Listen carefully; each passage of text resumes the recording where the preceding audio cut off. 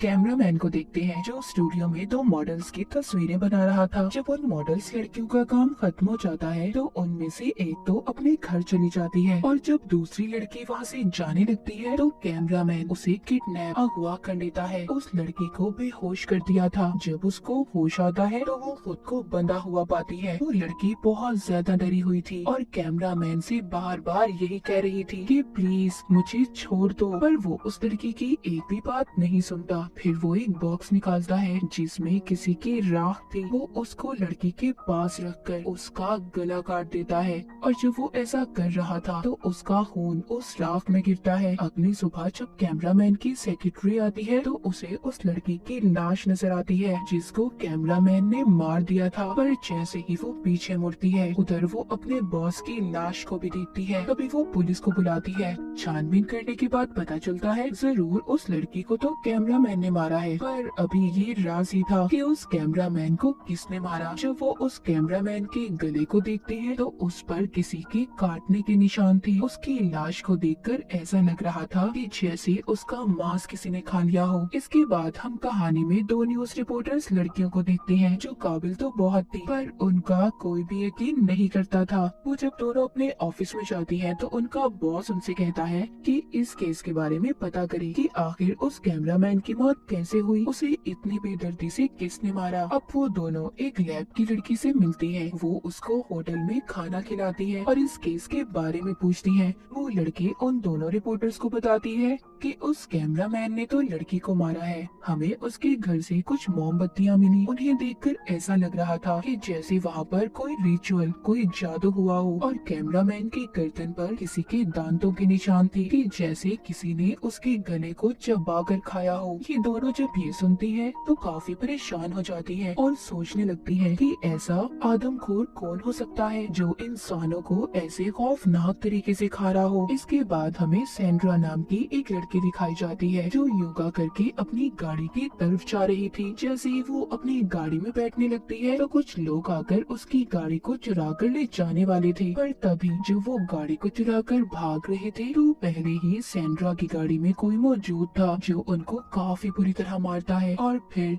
जान से मार देता है। सैंड्रा ये देखकर काफी ज्यादा डर गई थी। तभी वो देखती है उसकी गाड़ी के पीछे कोई था, लेकिन जब वहाँ पर लोग जमा होते हैं तो वो आदमी जो इसकी गाड़ी के पीछे खड़ा था वो वहाँ से चला जाता है। सैंड्रा अब इसी सोच में थी कि इतना ताकतवर इंसान कौन हो सकता है जिसने इतने सारे लोगों को अकेले मार दिया। अगली सुबह वो दोनों रिपोर्टर्स एक प्रेस कॉन्फ्रेंस में जाती हैं जहाँ पर वो पुलिस से सवाल करती है कि आखिर ये कत्ल कौन कर रहा है। पुलिस कहती है कि वो लोग फिक्र नहीं करें, हम बहुत जल्दी कातिल को ढूंढ लेंगे। रिपोर्टर ऑफिसर से पूछती है क्या ये कत्ल एक ही इंसान कर रहा है, जिस पर ऑफिसर उसको जवाब देता है पहले जो कत्ल हुए गाड़ी के पास वो एक ही इंसान ने किए हैं। वो पूछती है कि कैमरामैन के गले पर ऐसे निशान क्यों थे कि जैसे किसी ने उसका खून पिया हो। ये सवाल सुनकर सब लोग हैरान हो जाते हैं क्योंकि कोई भी इस बारे में नहीं जानता था। ये बात सुनकर वहाँ पर आई हुई जो मेयर थी वो बहुत गुस्सा होती है और वो रिपोर्टर लड़की से कहती है कि आइंदा के बाद तुम इस कॉन्फ्रेंस में नहीं आओगी, तुम्हारी जगह कोई अच्छा रिपोर्टर आएगा जो हमसे अच्छे सवाल पूछेगा। और वो ये बात इनके बॉस को भी बता देती है, जिस पर इनका बॉस इन्हें बहुत डांटता है। बॉस को भी उनकी बातों पर यकीन नहीं था।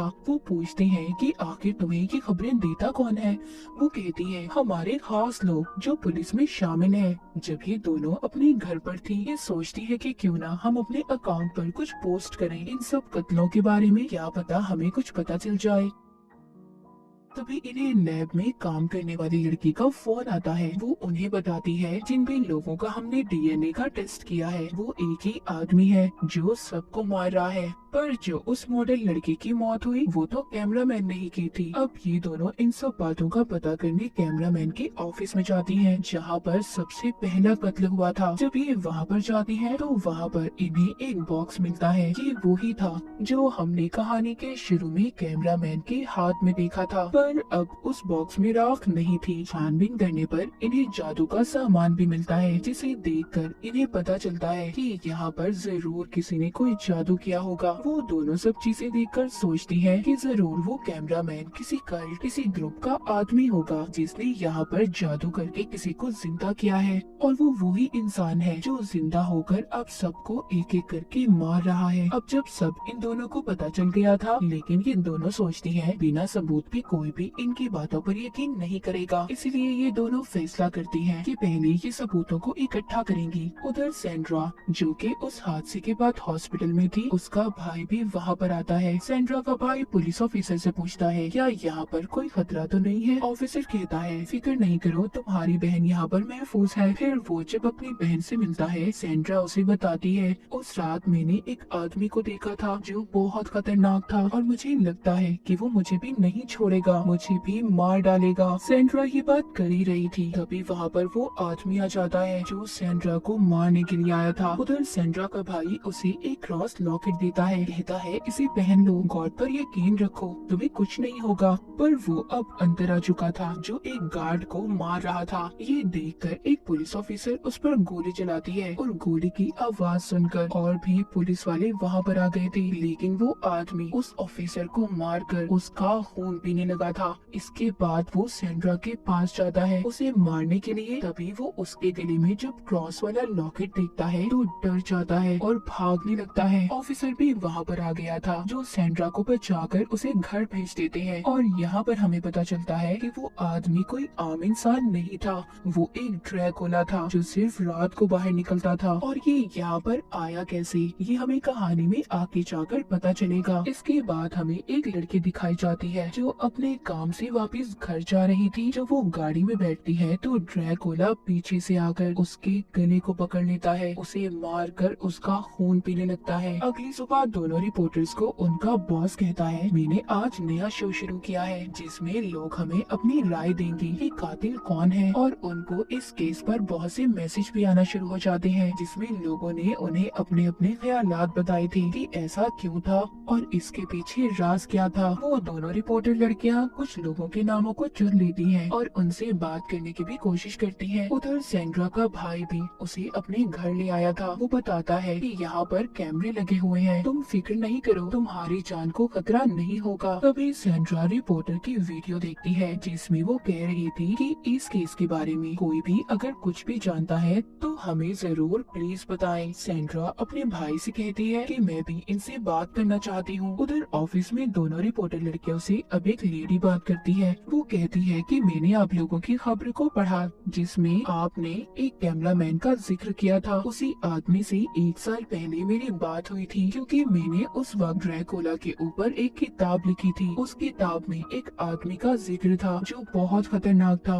वो उस आदमी को जिंदा करना चाहता था और वो मेरी इन सारे मामले में मदद भी चाहता था, पर मैंने उसे इस बारे में नहीं बताया क्योंकि अगर मैं ऐसा करती, उसकी मदद करती, तो एक खतरनाक ड्रैकुला हमारी दुनिया में आ जाता। तभी एक और लड़की इनकी वीडियो में शामिल होती है जो कहती है हाँ मैं भी जानती हूँ उस इंसान के बारे में जो ड्रैकुला बनकर लोगों को मारता है। कुछ सालों पहले मेरा भी सामना हुआ था, उसने मेरी आंखों के सामने मेरी दोस्त को मार दिया, लेकिन मैंने उसे मारकर उसकी लाश को धूप में ले आई जिससे वो राख बन गया और मैंने उसकी राख को एक बॉक्स में बंद कर दिया। पर कुछ दिन बाद वो बॉक्स ही चोरी हो गया। ये सारी कहानी सुनने के बाद दोनों समझ गई थी कि ये ड्रैकुला ही है जो अब दोबारा लोगों को मार रहा है और वापिस आ चुका है। जब ये दोनों घर जा रही थी तो तभी इन्हें सेंड्रा की कॉल आती है जो इनको सब बताती है जो सब उसने अपनी आंखों से देखा था। सेंड्रा की बातें सुनकर तो दोनों को पक्का यकीन हो गया था कि ये ड्रैकुला ही है। जिधर सेंड्रा रुकी हुई थी उधर वो ड्रैकुला आ गया था। वो वहाँ पर आकर सेंड्रा के दोस्तों को मार रहा था। सेंड्रा वीडियो कॉल के जरिए दोनों रिपोर्टर लड़कियों को दिखाती है कि वहाँ पर सब क्या हो रहा था। वो दोनों जब ये देखती है कि ड्रैकुला कैसे इंसानों को मार रहा है तो वो भी बहुत ज्यादा डर जाती हैं। तभी सेंड्रा का भाई आ जाता है जो उसको वहाँ से ले जाने आया था, लेकिन वो ड्रैकुला वहाँ पर भी आकर सेंड्रा के भाई को मार देता है और फिर सेंड्रा को उसने इनको भी वीडियो कॉल पर देख लिया था। जब ये उसकी शक्ल देखती हैं तो दोनों बहुत ज्यादा डर जाती हैं। वो जाकर सारी बातें पुलिस ऑफिसर को बताती हैं तो वो कहता है तुमने क्या मशहूर होने के लिए ये कहानी बनाई है, अगर ऐसा है तो प्लीज ऐसा मत करो, बहुत फजूल कहानी है तुम्हारी। वो जान चुकी थी कि बिना सबूत के कोई भी इन पर यकीन नहीं करेगा। वो सोचती है कि दिन के वक्त वो ड्रैकुला आखिर रहता कहाँ होगा। वो उसके लिए हथियार भी बनाती है ताकि ये उसका सामना कर सके। एक दिन इन्हें एक आदमी का फोन आता है जो इनकी मदद करना चाहता था। वो अब इन दोनों को अपने ऑफिस में बुलाता है। ये पूछती है कि आखिर उन्होंने यहाँ पर क्यों बुलाया है। वो आदमी बताता है कि हमारी डीलर कंपनी है, हम लोग घर बनाकर बेचते हैं। उन्हें बताता है कि मेरे पास एक दिन एक आदमी आया था जिसने मुझे कहा कि मुझे एक ऐसा घर चाहिए जो बिल्कुल वीरान हो और बहुत सुनसान जगह पर, वहाँ पर कोई आता जाता ना हो। मैंने उसे वो घर दे दिया था। वो दोनों सुनकर कहती है कि आखिर ये सब बातें आप हमें क्यों बता रही हैं? वो आदमी कहता है हो सकता है जिस ड्रैकुला की तलाश तुम कर रही हो वो वहीं पर हो। वो उन दोनों को वहाँ की चाबियां भी दे देता है। दोनों अब वहाँ पर जाने का फैसला करती हैं। जब ये दोनों वहाँ पर जाती हैं तो वो बिल्डिंग वाकई ही सुनसान थी। ये वहाँ पर सबूतों को इकट्ठा करने लगती हैं, पर उन्हें वहाँ पर कोई सबूत नहीं मिला था, इसीलिए अब ये दोनों वापस जा रही थी। लेकिन तभी उनकी नजर एक अखबार पर पड़ती है जो 2 हफ्ते पहले का था। उसे देखकर वो सोचती हैं कि अगर यहाँ पर कोई नहीं रहता तो ये अखबार यहाँ पर कैसे आया होगा। तभी वो एक लड़के की लाश को देखती है। उधर ही वो ड्रैकुला भी था जो इसका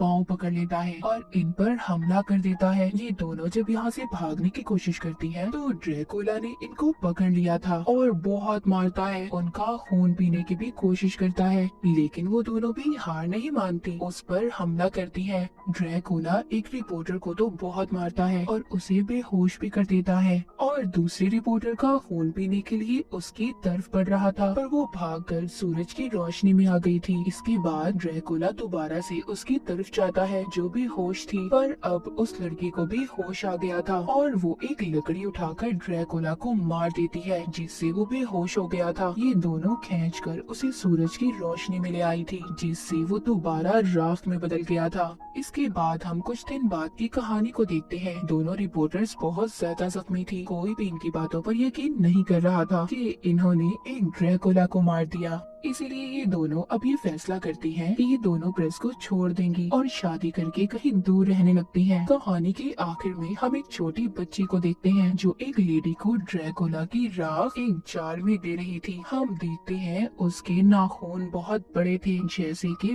वो भी ड्रैकुला हो। तो जैसे उस कैमरामैन ने इस राख के अंदर लड़की का खून डालकर इसे जिंदा किया था, मगर ड्रैकुला ने निकलते ही उसको भी मार दिया। फिर दोनों रिपोर्टर्स ने अपनी बहादुरी से उस ड्रैकुला को मारा, मगर उस ड्रैकुला की राख जब तक इस दुनिया में रहेगी तो कोई ना कोई इंसान उसे अपने फायदे के लिए लड़की का खून उसमें डालकर इसे जिंदा करेगा।